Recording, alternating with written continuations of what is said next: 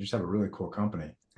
Thanks. And so I just want to learn a little bit about it and hear a little bit more about you. So we'll just start off. David Goldstein, the founder of TeamBonding. Maybe you could just give me a high level overview. How long have you been in business and just a little bit about the company? Oh, sure. We've been doing this for about 35 years. I've always been an entrepreneur, and one thing led to another.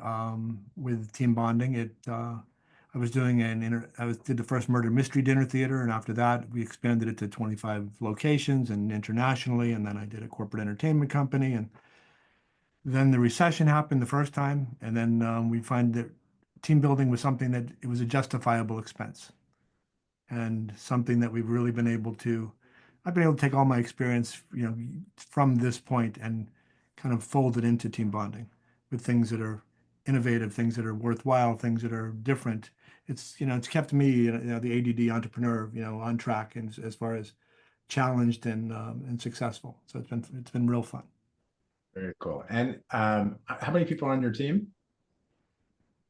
The staff's probably about 32, including virtual assistants that we still have from the pandemic, and we have about 50 different facilitators around the country. Wow. And how do you guys get new clients? Yeah, it's a really good question. It's changed recently, but we've always been inbound. So anything from content marketing to social media to pay-per-click to now PR. We're starting that. It's trade shows. I used to say that, or I still say that team bonding is a marketing company with one client. We have Right. a full team of people dedicated to getting people to the website, and then from there. Right. And how much of what your company does do you integrate into your own company?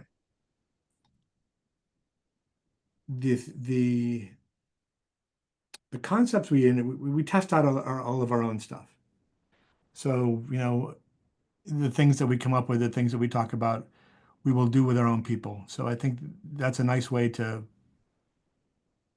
introduce the new program to all the departments, from the accounting to production to marketing to event management. But it's also good to feel what it's like, because some of the things that we do are crazy. I think I remember when the first day suggested we do an ice sculpting event. And people are like, what are you, crazy? They're going to do chainsaws? It's like, they're not going to do chainsaws.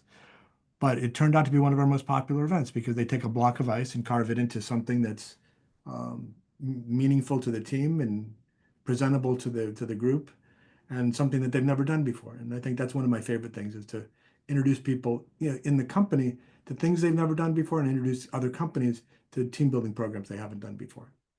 Right. That's very cool. What do you feel like your type of clientele, the target audience, is it visionary leadership driven, or is it just someone who just simply likes to have a good culture and they just want to improve their culture?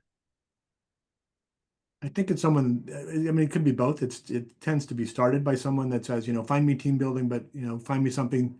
My favorite thing is, we want something that's great, that no one's ever done before. And we say, well, what about, this program, or what about, that program? And they go, great, we'd love to do that, but, give me 4 references of companies that have done it before. You've just asked for, something no one's ever done before. So it's kind of the balance of trying to find something that is unique and different and new, as well as trustworthy, that the client can say, because they're on the line. They're finding a company on the internet that they've never met before, and paying us thousands of dollars to do something under their name.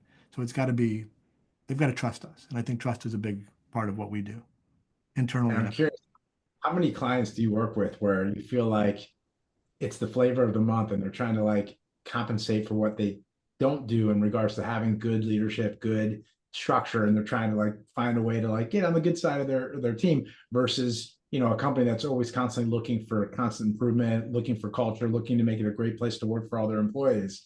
I mean, do you find clients are trying to compensate for like what they lack of and they're trying to use what you do as a band-aid?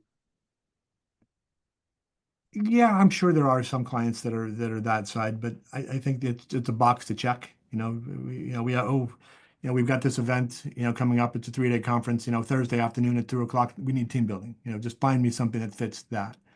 Right. The magic is finding them the right thing that resonates with their team, that actually you know can deliver something. It's a 2 to 3 hour program.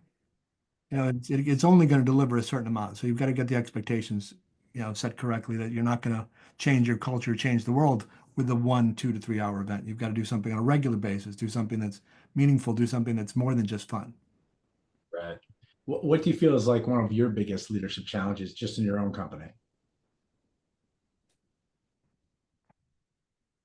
It's the changing of the generations. I mean, there's got to be 5, 6 generations of people in the workplace. Right. Anything from my kids, who are two of our key players, to people who are my age, my wife and I, who so finding something that motivates, engages, um, excites people from all generations is difficult. Right. Yeah, no, I hear that. And I'm curious if you were to have answer the same question, but from the perspective of maybe one or two of the different generations, like what's their biggest leadership challenge? I think they want to believe in what they do. And I think one of the things that we do a lot of, and if you ask me, or even if you don't, I'll tell you my favorite thing is our charitable events. Something that we can do that benefits, others other than ourselves. I think that's something that everyone can get on board, whether we do it on a bus, like a do good bus, or whether we build bicycles or um, prosthetic hands. It's something everyone can, you know, get on board, support, and talk about, believe in, and feel good about. So I think I don't know if it's the easiest thing we do, but it's the easiest thing to sell because everyone can buy into it. The company can buy into it because it makes them look good in the community. It makes them look good for their employees. It makes their employees feel good about what they've done.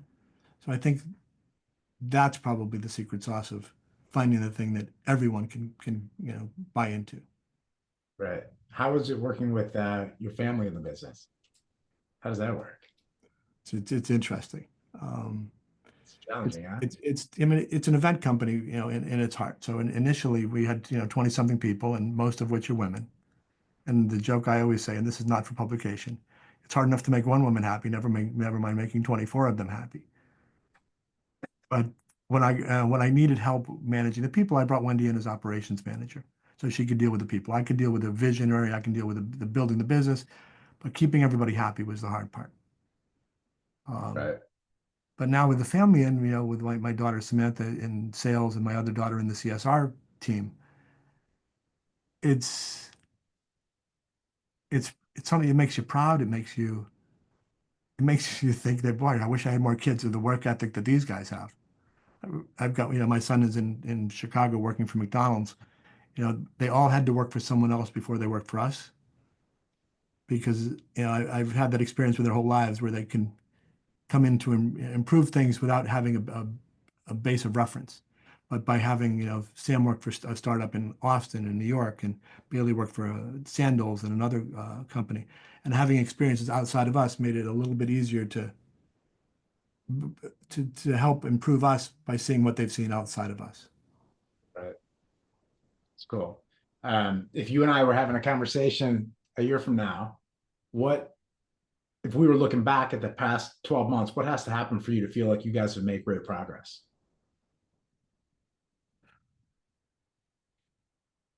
I mean, right now, real progress is staying the course. It's been growth up until probably a year or two ago. Now I think it's such a volatile world with the politics, the economy, the AI. Um, I think we've got to find our way back to where people can find us again easily. We had a really good thing going for a lot of years with inbound marketing.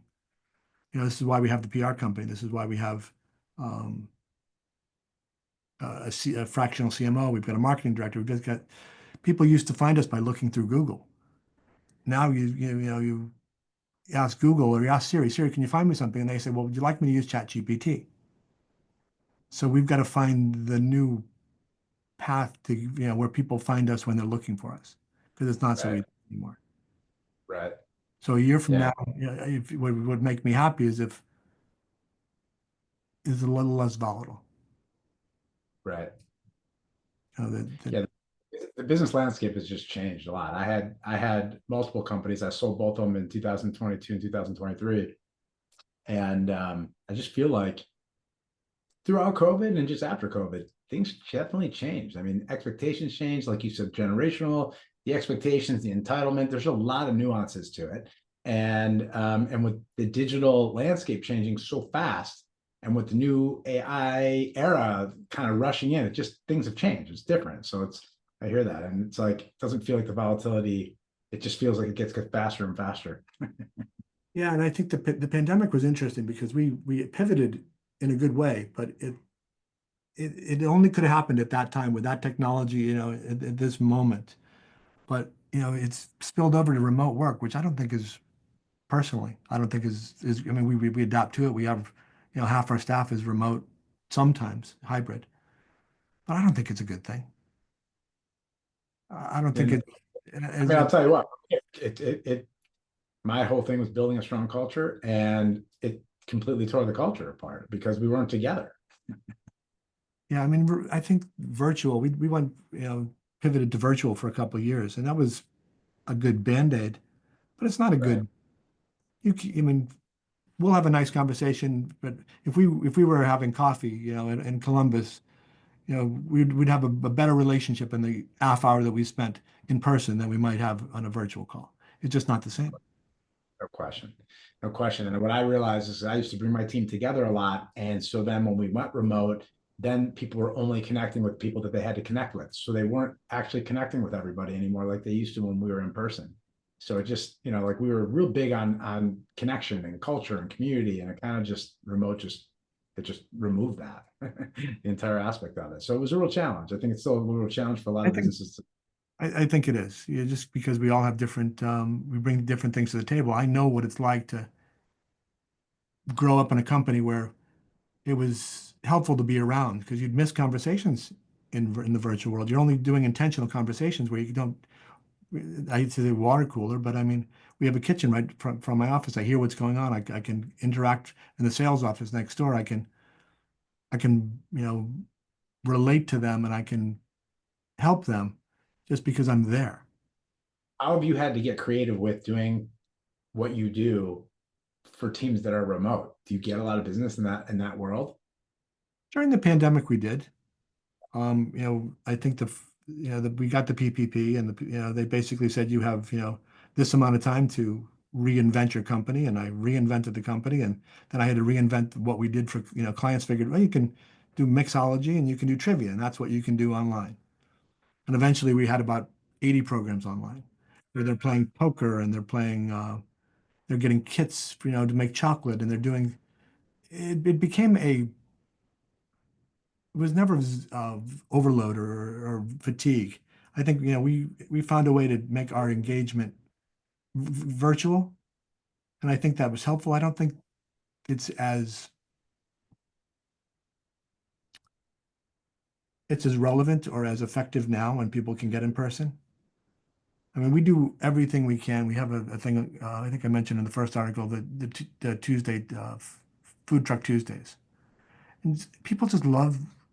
We get new food and we get to do different things, and they get to experience just un unplanned moments. Right. The first thing we're doing this year is we're doing a hibachi night.